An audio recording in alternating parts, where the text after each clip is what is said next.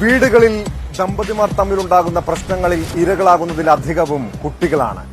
പരസ്പരമുള്ള വൈരാഗ്യം തീർക്കാൻ മക്കളെയും ഇവർ മരണത്തിലേക്കും അനാഥത്വത്തിലേക്കും തള്ളിവിടുന്നു.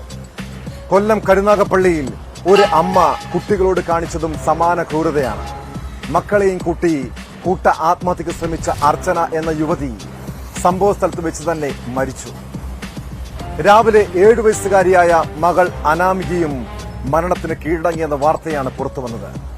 ഗുരുതരമായി പൊള്ളലേറ്റ 5 വയസ്സുള്ള ഇളയ മകൻ ചികിത്സയിൽ തുടരുകയാണ്.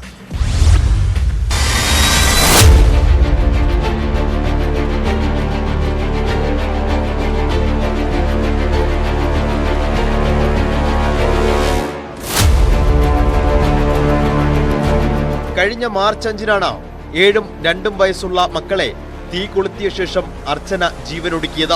ഗുരുതരമായി പൊള്ളലേറ്റതിനെ തുടർന്ന് അനാമികയും സഹോദരൻ ആരവും ആലപ്പുഴ മെഡിക്കൽ കോളേജ് ആശുപത്രിയിൽ ചികിത്സയിൽ കഴിയുകയായിരുന്നു.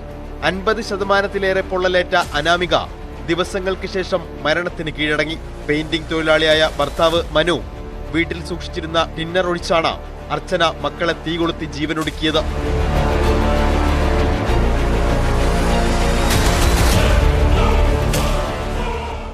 സ്ഥിരമായിട്ട് കുഞ്ഞുങ്ങൾ അടി വെച്ച് കരയാറുണ്ട് അല്ലയോ? അപ്പൊ അങ്ങനെയാണെന്ന് വിചാരിച്ചു. അപ്പൊ വീണ്ടും കരഞ്ഞപ്പോ എന്താ അമ്മയെ വിളിക്കാനായിട്ട് ഇങ്ങനെ ഇറങ്ങിയപ്പം പിന്നെ പുക വരുന്ന കണ്ടുകൊണ്ട് ഓടി ഞാനും അവിടെ ചെന്ന് ഇതിനെ വിളിച്ചു. ആര്യ മോളെ മുന്നോട്ട് ഇറങ്ങണം. അങ്ങനെ എന്താ പുക വരും.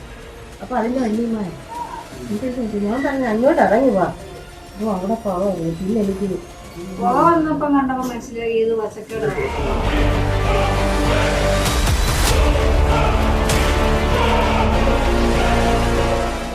പത്തനംതിട്ട സ്വദേശിയായ അർച്ചന സുഡാനിൽ നഴ്സായി ജോലി ചെയ്തിരുന്നു. ഇരുവർക്കുമിടയിലുള്ള കുടുംബ പ്രശ്നങ്ങളാണ് ആത്മഹത്യയ്ക്ക് കാരണമെന്ന് പോലീസ് അറിയിച്ചു.